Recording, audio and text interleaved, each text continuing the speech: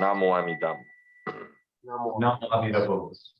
Okay, so Amida let's go to the topics. Where were we last time?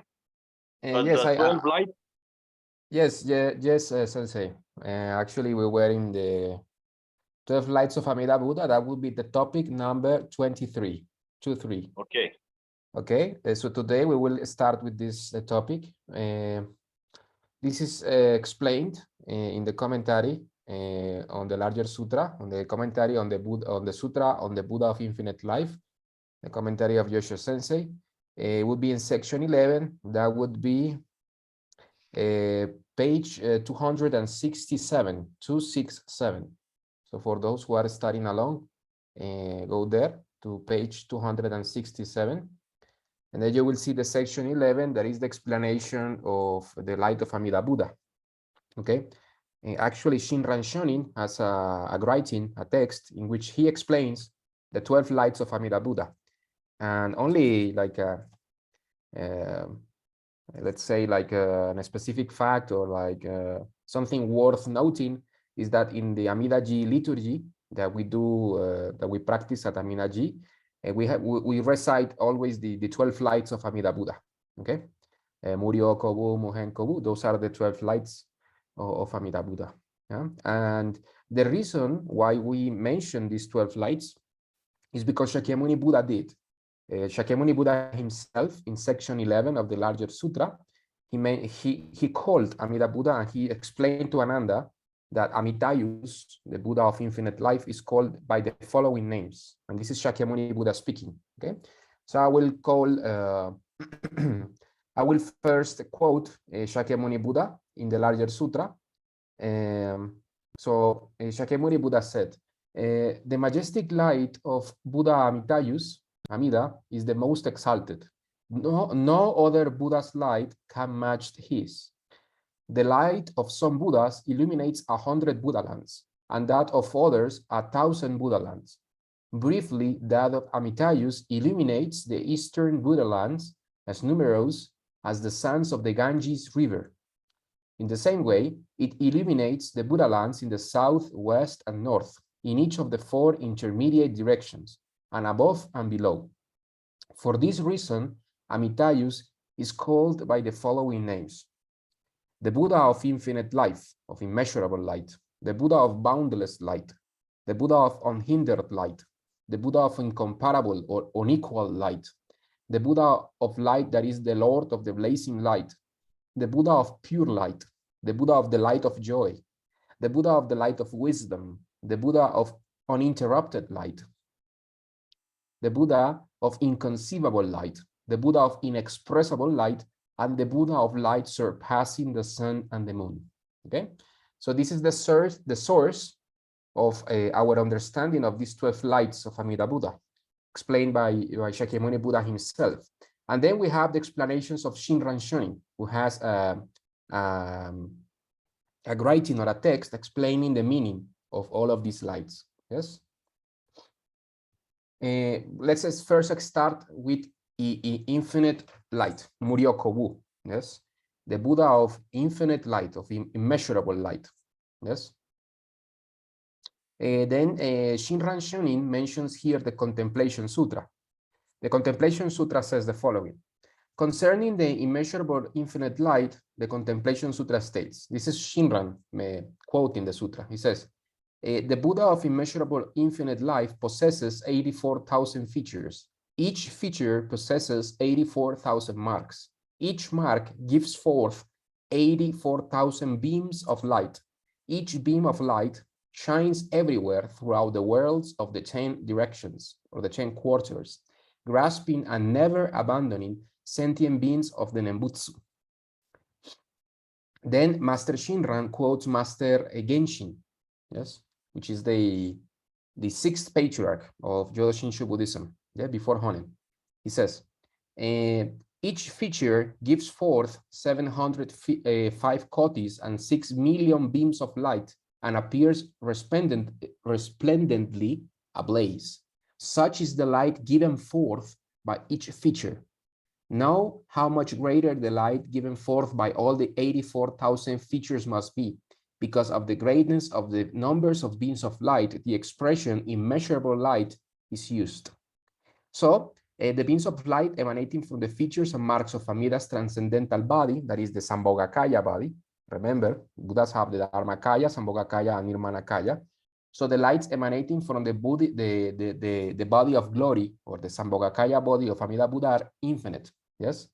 So there is no end to the light manifestations, and nothing can be equal in its greatness. You see. So that means that Amida Buddha emanates all of these boundless emanations of light, and these emanations are eternal. You see, are eternal in space. No. They cover all of the universe, as we will see in the other lights, and they are also eternal in time, so they will never end. You see, so the marks of Amida's transcendental body are impossible to calculate. You see, this is what Shakyamuni Buddha explains of Amida Buddha time and time again in the larger sutra. He always tells Ananda and all of those bodhisattvas and arahats present in the audience. He always says it is impossible to calculate Amida Buddha's expressions of light. You know. Actually, it is also impossible to calculate all of the myriad qualities and lighting qualities of the Pure Land, you see, of Amida Buddha, let alone Amida Buddha's Sambhogakaya body, the body of glory of Amida Buddha. So the light of Amida Buddha cannot be described, yes? Even in hundreds and cotis of kalpas, it couldn't be described totally, yes? But the thing to bear in mind here is that there is no end to the light manifestations of Amida Buddha. Yes, they cannot be calculated, and they can also they don't have an end in time. Yes, and also in space, as we will see in the second light. Yes, so the second light is the boundless light. Yes, Muryo Kobu Muhen Kobu. Yes, in our liturgy, remember. So boundless light. Shiran explains about the boundless light. Concerning boundless light, because immeasurable light thus illuminates the 10 quarters or the 10 directions without bound or limit. The expression boundless light is used. So in this boundless light, it is, let's say, taking into consideration or pointing to the fact that Amida's light it is all embracing, yes? It is omnipresent. Omni means all, everywhere, no? Omnipresent is present everywhere. That means that the light of Amida Buddha doesn't have any limit. It doesn't have any boundaries, boundless. No? So boundaries in this sense, it is present in all the realms of samsara and in all the pure lands above samsara. Yes, as we will see, Amida Buddha's pure land is connected to all the other pure lands. Yes, in Transcendental Sambhogakaya, and there is also emanating to all the 6 realms of samsaric existence all together. You see, so it doesn't have any bound, yes, any limit. Then the third light is the unhindered light, Mugeko Bu in our liturgy, yes. So unhindered light. That means that that unhindered, in other words, it doesn't have any obstacle. Okay. So for example, some gods, yes, for example, some gods in the Rupadhatu, they are also emit light. For example, some of the Brahma deities. Yes, but their light is limited. Yes, their light has some obstructions because these lights are produced by unenlightened sentient beings. Or for example, the sun or the moon that we see here in our human world. Yes, in this samsaric world, Saha. Their light indeed is great. Yes, but it is still a conditioned light. This light has some problems and it can be obstructed. You see. So for example, if there is sun here coming, you just put the door and the sun won't be able to come forth. You see, equally with the moonlight. So every light that is inside samsara is still limited. And actually, as Shakyamuni Buddha explains, some of the Sambhogakaya bodies of some Buddhas, light is also limited because of their vows. So all Buddhas have the same enlightenment. Okay, they have the same Dharmakaya body, but since they did in the causal stage, yes, before attaining enlightenment in the 10th bhumi, just before attaining enlightenment, they made different vows. So these vows determine the characteristics of their Sambhogakaya body. So even if Buddhas have the same enlightenment, yeah, the Shakyamuni, Maitreya, Medicine Master Buddha, they all are Buddhas, yes, okay, worthy of respect. However, their Pure Lands and their Sambhogakaya bodies are different. As Shakyamuni Buddha explained, some Sambhogakaya bodies cover only one planet, or maybe one country, or maybe one world system, or two world systems, 3, 4, yes? But in the case of Amida Buddha, his light covers all of the world systems in the 10 directions all together at the same time. So his light is praised by all Buddhas, yes? So in this sense, the Buddha Amida doesn't have any limit and doesn't have any obstacle. In our case, yes, it is not obstructed by anything physical or anything karmic. Yes, the Shinran Shonin explained this. He said, next, concerning unhindered light with the light of the sun or the moon, when something has come between, the light does not reach us. You see? So as I explained, the sunlight or the moonlight have some problems because they can be obstructed. However, Amida's light, Shinran says, being unobstructed by things, shines on all sentient beings, hence the expression, the Buddha of unhindered light. Yes, Amida's light is unhindered by sentient beings' minds of blind passions and karmic evil, hence the expression, the Buddha of unhindered light. So, as I mentioned, it is not obstructed by anything physical within samsara or anything within the realm of delusion, and it is also not obstructed by our blind passions. That is why Amida's light is so special. Is because when we believe in the primal vow and we entrust ourselves to him, because remember, what is Amida Buddha's light? Yes, it's not like a physical light of the sun just to I don't know, like a show, no? It's not like that. Yes, it is beautiful indeed, but the message or the essence of the light of Amida Buddha is his primal vow. Yes, Amida wants us to entrust ourselves to him. It's like a big magnet, of Buddhic power. And what he wants us to do is to say his name in faith, wish to be born in the Pure Land and receive Shinji, receive faith, which comes from Amida Buddha.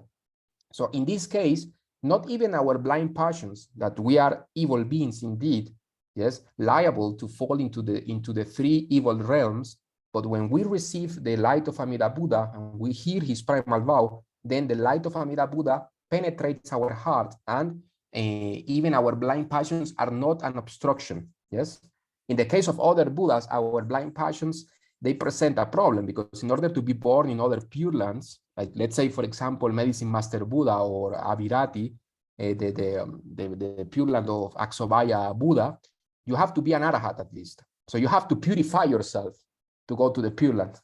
Yes, you see? So it's like you cannot present yourself in other Pure Lands if you are not a holy being, In the case of Amida Buddha, he gives us his merits. Yes, he transfers the merits of going forth and coming. That means he allows us to go to the Pure Land and then return to save sentient beings. So everything is contained in faith. So that means that Amida's light doesn't have the problem that other lights have. It is all pervasive, and it is also not obstructed by our evil karma. Okay? So the primal vow can save anyone, even the most evil of all, like us, like evil beings in this last Dharma age. Okay? Basically, that is the unhindered light. Okay.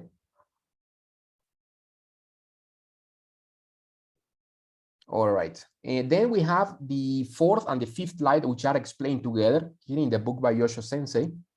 The 4th light is the inconceivable light, yes, and the inexpressible light. Okay. So the inconceivable light and the inexpressible light. Shinran Shonin explained, yes.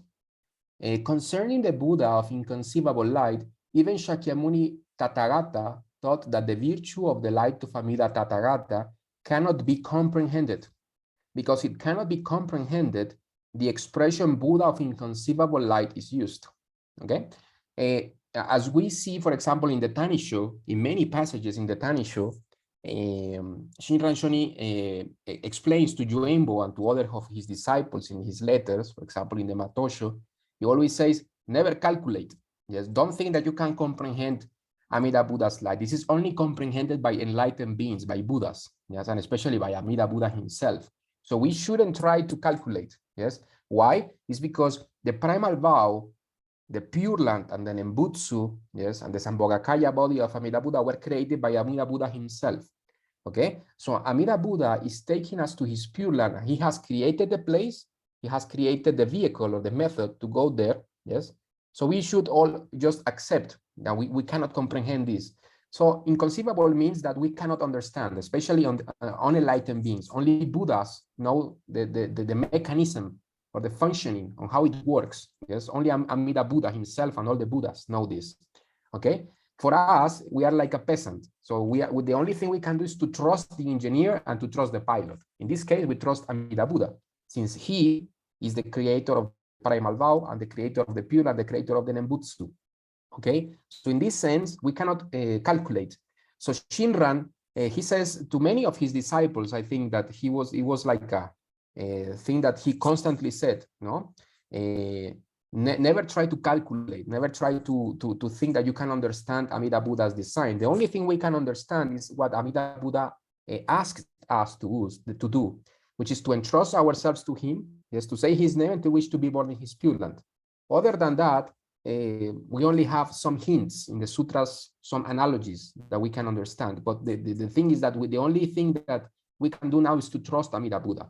Okay, and once we are in the Pure Land and we attain enlightenment there, we will understand everything about the mechanism of the primal vow.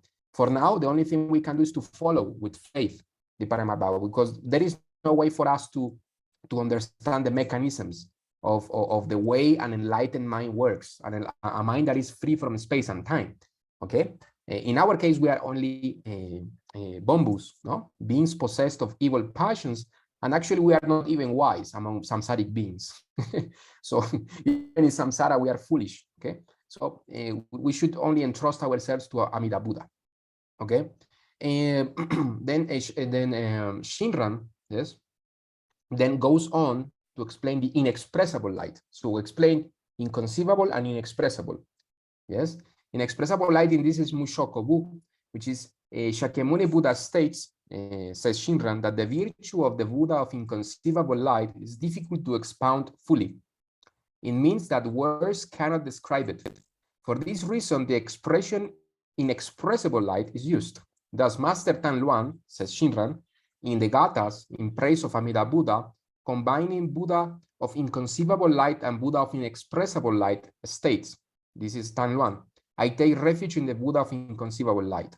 Yes? Okay.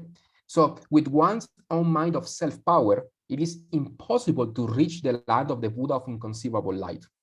It is thought that only by changing faith, that comes from the other power, that is other power, does one reach the land of the Buddha of inconceivable light. Yes. So Namo Fukashi Giko Butsu. I take refuge in the Buddha of inconceivable light. This is also present in our liturgy. No. Kimyo Jinji Po Mugeko Nyorai is expressing the Buddha that doesn't have any obstructions in the 10 directions with his light. And then Namo Fukashi Nyorai, present in the liturgy, means the Buddha of inexpressible or inconceivable light. Okay, so yes, Nyorai and Butsu is the same. Nyorai is Tathagata. Yes. Butsu is Buddha and Nyorai is Tathagata, no? If I'm not mistaken, which is the same, yes.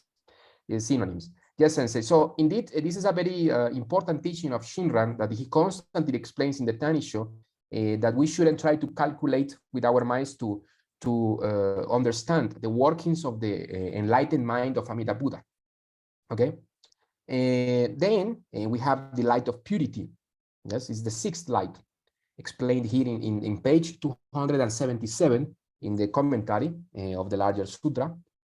Then Shinran explains, according to this light of purity. Next, concerning the light of purity, it is the light that Dharmakara Bodhisattva attained through becoming free of thoughts of greed. There are two kinds of greed, lustful greed and greed for things. It is light attained by becoming free of these two kinds of greed. It is the light for eliminating the defilements and impurities of sentient beings. It is for sweeping away the evil of lustful greed and the greed for things. Hence, the expression, the light of purity, is used. Okay, so remember that when we read the larger sutra, And Shakyamuni Buddha is explaining how Dharmakara Bodhisattva created or accumulated all of the merits necessary for creating the Pure Land and the primal vow. It is said that Dharmakara practiced the Dharma perfectly throughout many eons without a mind of greed. Yes. So Shakyamuni Buddha expressed that his mind was always pure, was always concerning for, was always, everything that Dharmakara Bodhisattva did was for the benefit of others. Yes, he was always thinking about others, and he was always with a mind free from lust and free from greed for things and free from greed for women and for other people, for other bodies. Okay, so this is very important for us to understand, because this is the light of purity. Everything that Dharmakara Buddha did and all of the karmic merits that he accumulated with a mind that was free from attachment and free from greed. Okay, so that is why the merits that Dharmakara Bodhisattva accumulated are so pure, because they were created with a pure mind. Yes, that is the difference between transcendental merits, yes, and mundane merits or mundane karma. Yes, there is actually a great article by Yosho Sensei, which maybe he will add here in the video. Yes. And this is the difference between transcendental merits and the difference between our defiled merits. Yes. Okay. So only transcendental merits are the merits created with the perfect body mind, perfect body chitta. That is why the name of Amida Buddha has power, and ours don't have any power, because the name of Amida Buddha is imbued with all of the perfect merits that he accumulated over kalpas of perfect Dharma practice. In our case, our names and our minds haven't been able to create transcendental merits. That is why we're still trapped in samsara. Okay, so in the case of Dharmakara Bodhisattva, he accumulated all of these great virtues and all of these great transcendental merits, and he then dedicates or transfers these merits through us in the form of Shinjin. Please remember that the Pure Land and the Sambhogakaya body of Amida Buddha was not created out of thin air. It is not like magic, like superstition, no? Like boom, yeah. The Pure Land is now there now. The Dharmakara Bodhisattva had to practice the Buddha Dharma for many eons, yes, in countless lives, countless world systems even, and he had to store a vast quantity of merits that even other Buddhas were impressed. Other Bodhisattvas were like, wow, this guy is like, this is truly something, because he was able to accumulate merits for all of us. Okay, so you could compare this to a person who has worked a lot in his life and has accumulated a vast amounts of riches, but these riches, they didn't fall from a tree, they didn't fall from heaven like magic, but he had to work a lot. And then when this rich person has accumulated all of this money and all of this gold, then he's able, if he has compassion, he has a desire, he can share his gold with anybody he wishes. He can share with his family, with his children, with his friends. Okay, in this case, Amida Buddha is like this very rich person, but his richness are not physical, but karmic. Yes, so he has a lot of riches, and he can share those riches with whomever he wishes. In this case, Amida Buddha has decided that all of the beings inside samsara are like his children. Okay, so if only we entrust ourselves to him, then he will share these pure karmic merits. Okay. So even if our minds are not one pure, more thing, please, one more thing, because some people might ask, but why doesn't Amida share his merits with those who don't have faith? Because he can't. He wants it, but he can't. It's like wanting to help somebody, but those people don't want to receive your help. So that's why. It's not that Amida picks and chooses those who wants to save, but salvation takes place within the law of cause and effect. So yes. Amida wants to save you, but you have to accept his salvation so that he can really save you. If you don't accept it. If you are not interested, then you can't be saved. The light of Amida is always with all beings, but and illuminates all beings, but not all beings are aware of this light, and not all beings accept this light. No, sorry. So they do not allow this light to illuminate them. See, but the light of Amida is constantly present on the beings. Just some people allow this light to enter their heart, to be illuminated by this heart, while others don't. It's very important.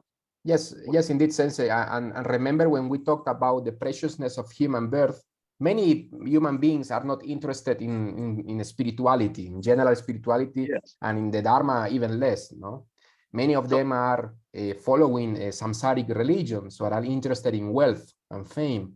You see, so are interested in samsaric ideas. You see, and they are not interested in liberation. They don't even accept the law of karma. So it's important to understand that the Buddhas try to help us, but they don't force anybody. They only present the teachings, and when we are karmically ready, yeah, then we accept Amida Buddha's primal vow. And as Renio Shonin explained, this is the good from the past. What is good from the past? That we have good karma, and this good karma is not that like we were saints. No, it's not talking about that. It's talking that we were devotional towards the Buddhas in previous lives. So that is why when we see the teachings of the Buddha, we have something in us like clicks, and we say, oh, the Buddhas want to help us. You know, Buddhas are good. You see, this is a good karma. Many people don't have this good karma. When they hear the Buddhas, they think it's boring, or they are suspicious. Yes. Mm-hmm. So this is where the Buddhas are not all powerful, in the sense that they can't save those who don't want to be saved by him, those who are not open to him. Mm-hmm. Only in this matter, Buddhas are not all powerful. See? Yes, they operate within the law of cause and effect. They accumulated all of these merits through their own power, their own effort. Yes, but they don't impose this, and they respect our free will. This is very important. And they also they also can't save those who don't want to be saved. I mean, they are beyond karma. They are beyond any limitation. But we live inside the world of samsara. We are the limited ones, not them. They are not limited. But if you want to help a limited person, that person has to want to be helped. See, otherwise you can't actually help him. Yes, we need in order for a person to be saved, they need to allow themselves to be saved, no? Yeah. And to be saved by a Buddha. This is very special, because many people seek help from the grown guys, from the people inside samsara, no? Please continue with the lights. Okay, Sensei. Yes. Now I will go to the light of joy. This is Kangi Kobu, no? The light of joy. So Shinran explained. Next, concerning the light of joy, it is the light attained with the roots of good, free of anger. Being free of anger means that externally there is no expression of anger or irritation in the heart and mind. There is no feeling of jealousy or envy. It is light attained with such a mind, and has been attained in order to sweep away the karmic evil of sentient beings, anger, wrath, hatred, and envy. Hence the expression, the light of joy. Okay? So it is very important to understand that all Buddhas, yes, they are free from anger. And remember that anger is one of the three poisons, no? Greed, anger, and delusion. Yes, so they are free from all of these three poisons. And one of the characteristics of the Buddhas, and especially Amida Buddha, is that the Buddhas are not like these monotheistic gods. This is very important to understand. So they are not hungry, as Josho Sensei here mentions in the book. The Buddhas, and especially Amida Buddha, are not like the samsaric spirits or deities. They are not hungry for the attention of others. Okay, so this is very important to understand. So Amida Buddha, he didn't become a Buddha for other beings to worship him. Amida Buddha does not need our help, or doesn't need our let's say he doesn't need our attention, because he's not seeking attention. He wants to help us. It's like a doctor who comes to help us for free. In our case, we only entrust ourselves to Amida Buddha, but Amida Buddha is not trying to use hatred, he's not condemning us. So Amida Buddha is also not a judge. Yes, he's not judging our actions. He's a savior. He's like a friend of all sentient beings. Yes, and he himself in the larger sutra explains that he will deliver all sentient beings, and he will become like a great mother for all of them, and he will take them to the Pure Land for them to attain the perfect bliss of Buddhahood. So Buddhas are very, very different from these samsaric spirits and even pretas who constantly torment sentient beings, and they menace. They have threats. No, for example, the gods of I don't know, the Quran or the Bible. They are constantly. You read all of these books, and I have read them. You see, they are constantly waging wars. No, like, oh yes, conquer this nation. And kill them all, kill the children, kill the women. I want sacrifices of blood. You know, I mean, these kinds of demands reveal that these beings are possessed by anger.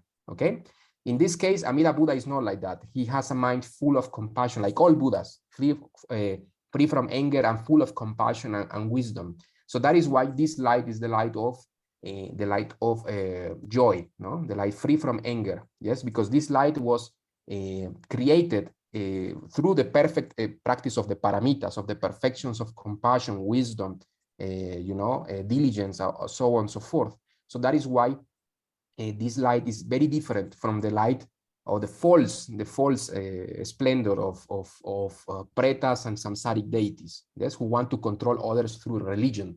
Yes, and we also have another article about that, no? About these dangerous beings, samsaric beings who want to control others through religion, and how different they are from Buddhas who have only compassion for all beings. Okay, then we have the light of wisdom, Chie Kobu, and Shinran explained about this light of wisdom. Next, concerning the light of wisdom, it is the light that has been attained with roots of good, free of folly, or free from madness, free from ignorance, free from stupidity. Folly is a synonym from stupidity. And roots of good, free from folly, means that it has been attained in order to bring all sentient beings to awaken the mind, aspiring to learn wisdom and attain supreme enlightenment. It brings them, this light of wisdom, brings all sentient beings to realize the mind by which one entrusts oneself to the Nembutsu. To entrust oneself to the Nembutsu is to already have become a person who realizes wisdom and will attain Buddhahood. Now, this is to become free of foolishness. Hence, the expression Buddha of the light of wisdom is used. Okay, so this wisdom that is talking here is the wisdom of faith. Yes, as soon as you receive Shinjin, you are able to see yourself as you truly are. Yes, as a foolish being in need of being saved by a Buddha, in this case by Amida Buddha, and you are able to attain the twofold profound conviction. That is, to see yourself as a limited, foolish being that doesn't have any chance to liberate oneself from samsara, and that Amida Buddha is able to do that for you. Okay, that is the twofold profound conviction. And this is the wisdom of Shinjin. Yes, is the wisdom of knowing that you cannot liberate yourself from samsara, that you have to entrust yourself to Amida Buddha in order to attain Buddhahood. Okay, so as Yosho Sensei explains, this is not the self-power Nembutsu. Yes, so as Shinran explains, the wisdom of Shinjin or this light of wisdom is referring to entrusting yourself to the Nembutsu of faith and gratitude.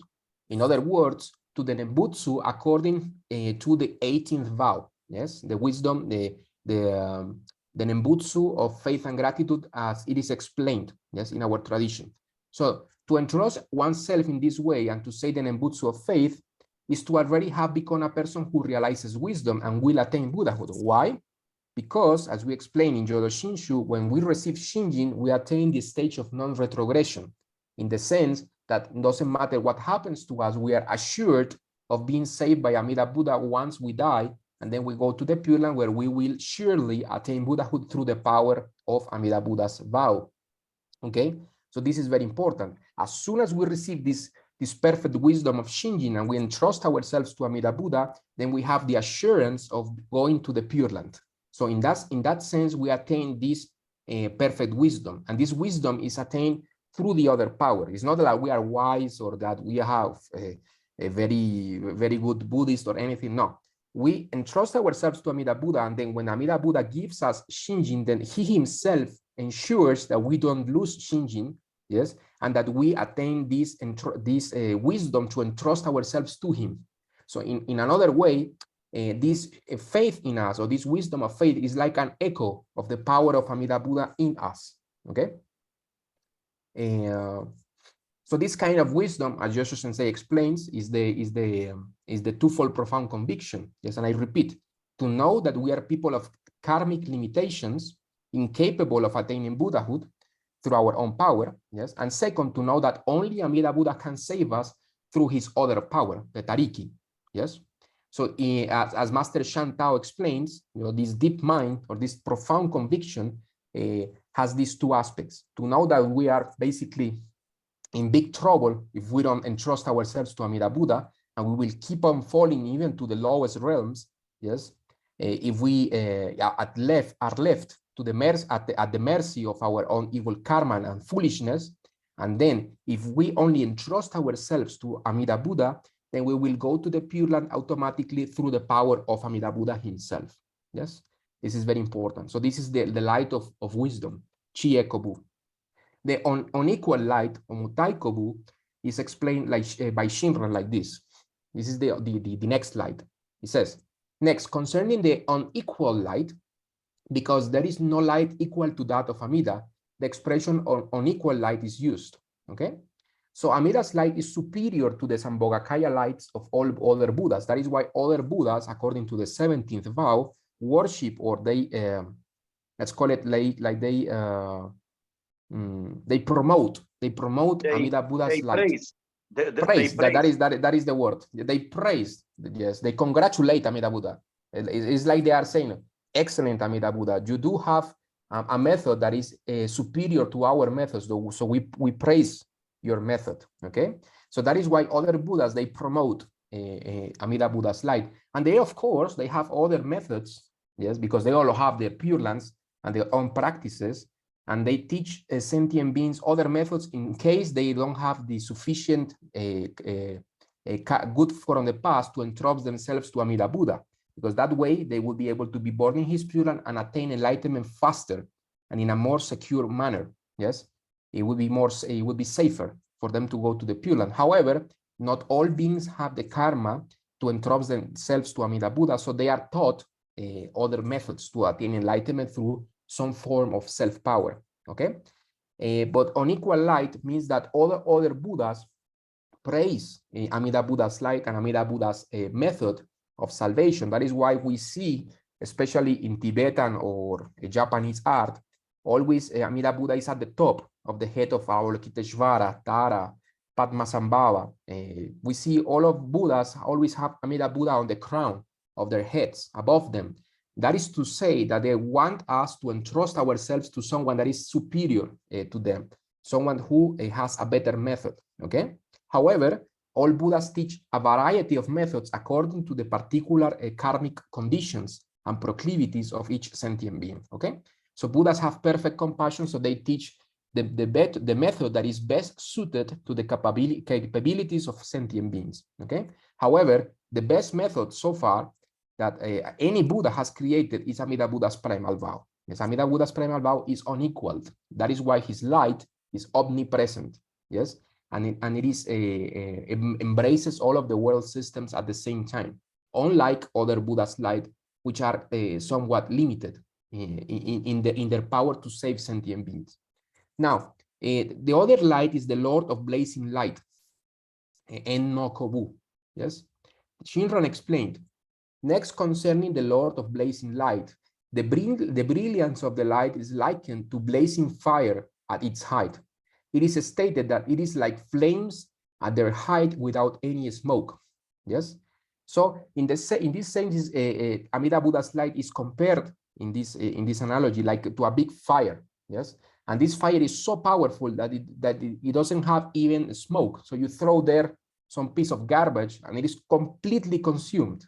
In this analogy, the garbage is our impure karma, our kleshas, or our mental impurities, our poisons, mental poisons. Yes. So our ignorance, our hate, and our greed are consumed instantly in the Pure Land, and we are transformed into Buddhas instantly. Okay. So no trace, no smoke in this analogy. It means that once we entrust ourselves to Amida Buddha, then the seeds of evil karma that would trap us in samsara then are completely destroyed. Okay, so even if we remain, and we surely are still stupid samsaric beings filled with evil karma, the karmic seeds that would bind us to samsara are destroyed once we entrust ourselves to Amida Buddha.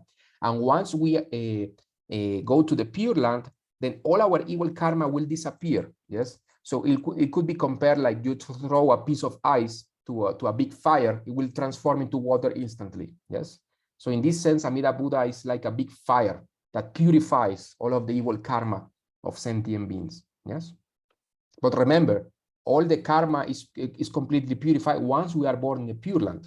Okay, for now, the only thing pure about us is the Shinjin, which comes from Amida Buddha. Yeah. Okay? So while we are still in these samsaric bodies, our karma is actually sterilized.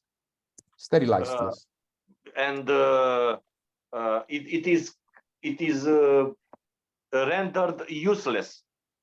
I mean, it cannot manifest into another life in samsara. Yes. Yes, this is the analogy. Another analogy that Yosho Sensei uses is like being sterilized. It still exists. However, it doesn't have any power to plant another seed in another life. Yes. Yes. It's. I mean, we can still suffer in this life. We can still get sick. We can have various. We can meet with various circumstances that we don't like. You know, and this is because of past karma. But this karma cannot continue into another life. This is why it is said that is sterilized. It's like a woman who is sterile. You know, she can live her life as she pleases.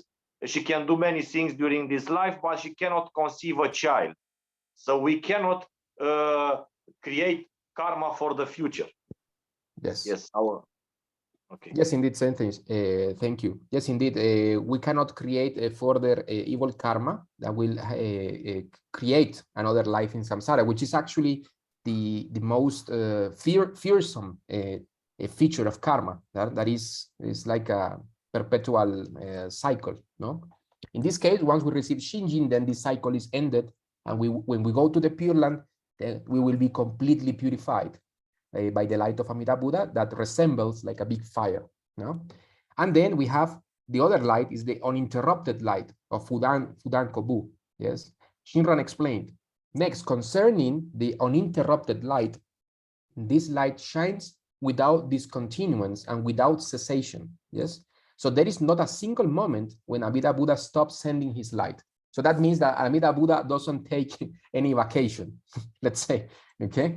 Like he doesn't take it easy. He's constantly saving sentient beings.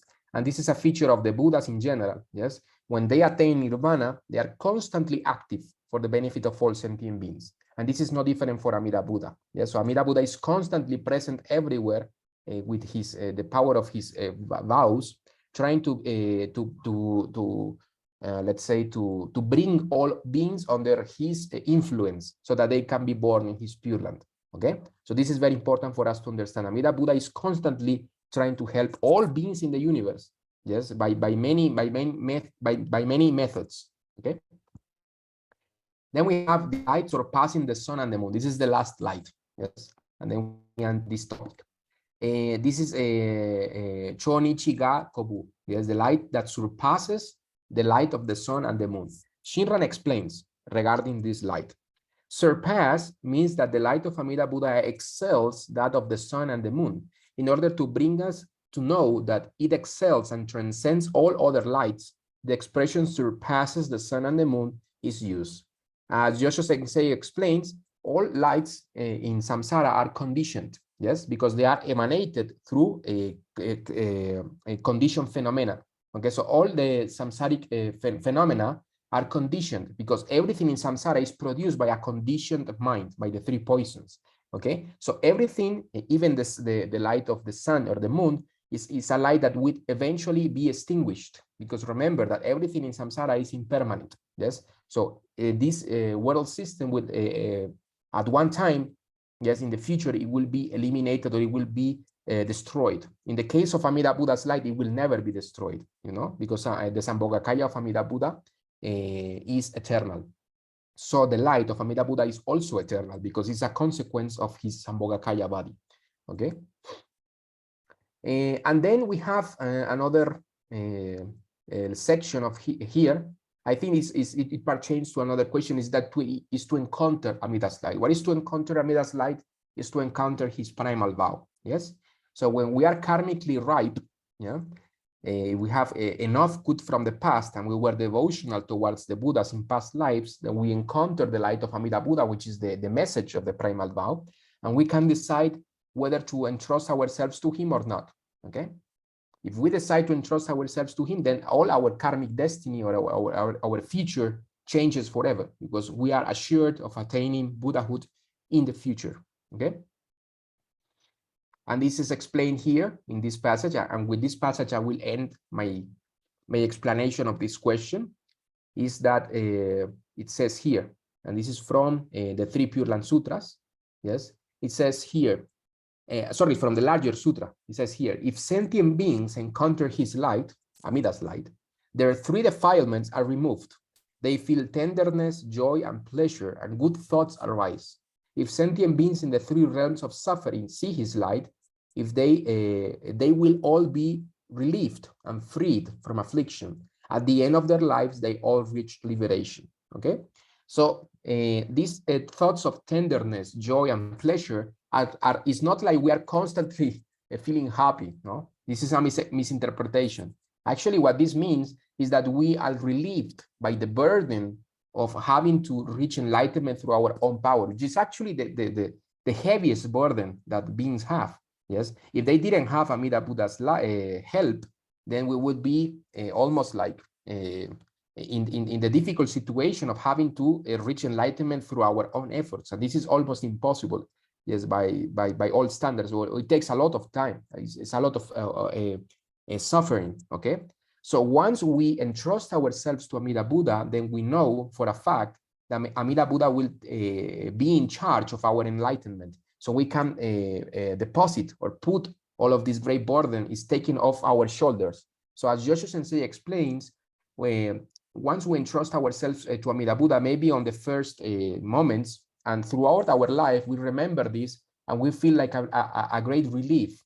We feel like, finally I can rest in this sense. Yes, even though we are still samsaric beings and we have ordinary lives, but still the greatest matter of all, like Renio said, like what is the greatest matter? The greatest matter is the matter of life and death, the matter of being liberated from samsara. So on that regard, we are completely relieved. And we know that Amida Buddha will take care of us and will take care of our enlightenment in the Pure Land. So this, of course, causes great pleasure, and great thoughts of gratitude and joy and tenderness are in our hearts, even though we don't feel them all the time. Yes, as Josho Sensei explains, it's like your breath. You don't constantly feel your breath. Yes, but that doesn't mean it is not there. So when you see a beautiful landscape or a beautiful mountain, then you can notice your breath, and you take a deep breath of satisfaction, and you are like, you know, you see and you feel your breath. In that sense, it is equally related to our faith. Yes, we don't feel the joy of faith all the time, but sometimes when we are in front of our altar and we do a liturgy, then we can notice, yes, this relief. Yes, even though we don't feel it all of the time. Okay, so we shouldn't confuse this joy with a constant joy in our hearts, because we are still in samsara. Okay, however, being liberated from samsara and knowing that Amida Buddha will take us to his Pure Land is indeed a great source of a relief. Yes, and this relief is felt in many different ways throughout our devotional life in this life. Okay, so that is this. With this, I end this explanation of this topic. I don't know if maybe Joshua Sensei or any of you Dharma friends want to add something.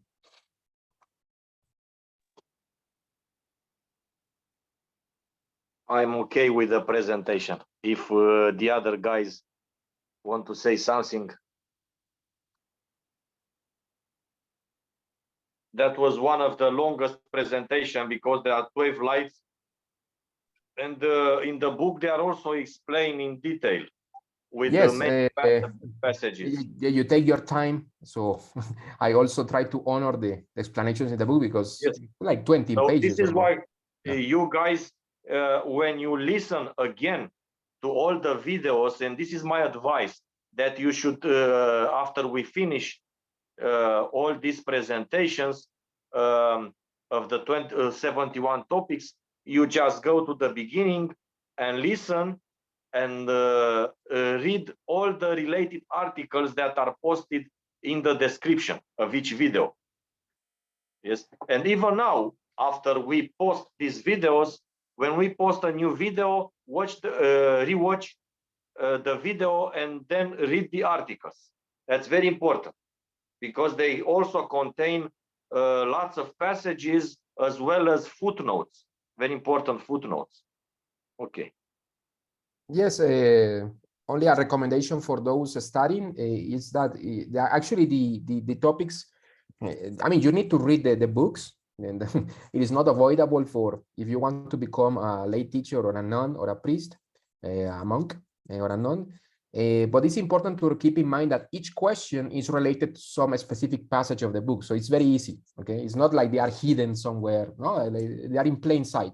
Just go to the book, and actually even the questions have the same title of some sections of the book. So it's very easy to do, okay? I hope that these videos help.